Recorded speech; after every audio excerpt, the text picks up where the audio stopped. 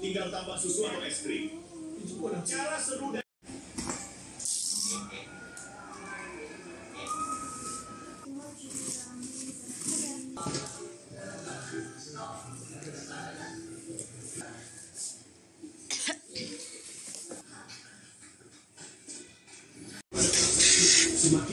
Ini kaki, dia punya galang dia, pengukur. Ni dia punya pintu dia. Dia ada penutup yang ni, jenis ada penutup. Ni atas dia. Ini dia punya tutup belakang. Ni dia punya tutup belakang. Lepas tu ni dia punya rak untuk pinggan mangkuk.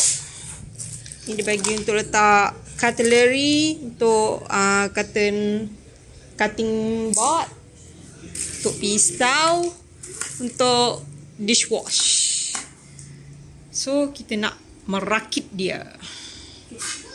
Dia bagi ni juga instruction for assembly of drainage rack. Ni kaki dia. Okay, so kita nak pasang dulu lah. Kamu tak susah ke?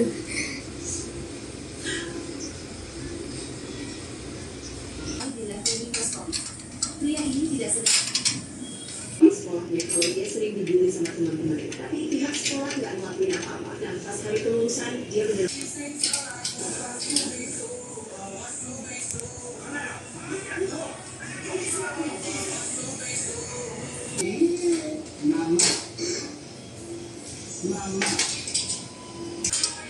dekat agak and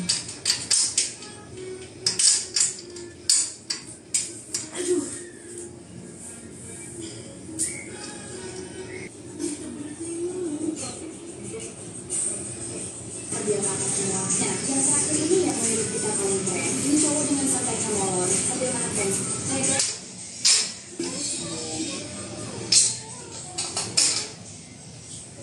Dapat banyak. Apa? deh. Kita cuma dapat satu je. Tangga ini sebenarnya udah belum banget dicat ulang, tapi ada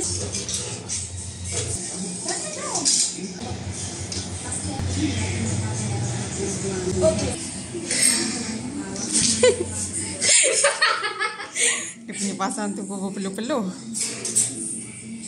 Okay, tutup balik.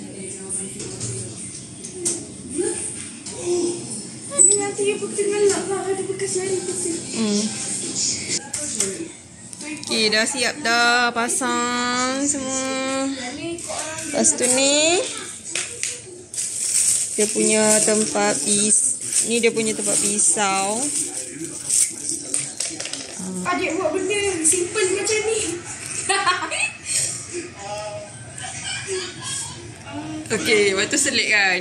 Okay, tu tempat pisau. Lepas tu dia bagi juga tempat sudu, cutlery. Gitu. Lepas tu satu lagi tempat dishwash.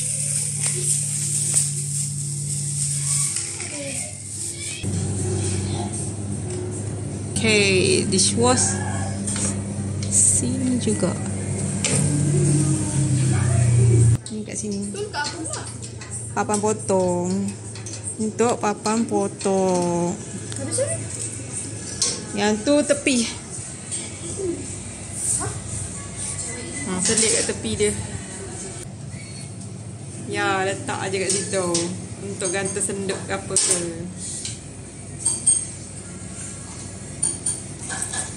Ya, dua lagi belah sini. Ni ada 6.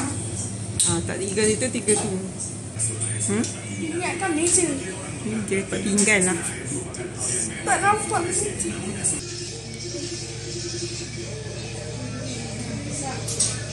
macam satu set ada kat sini, satu set ada kat sini.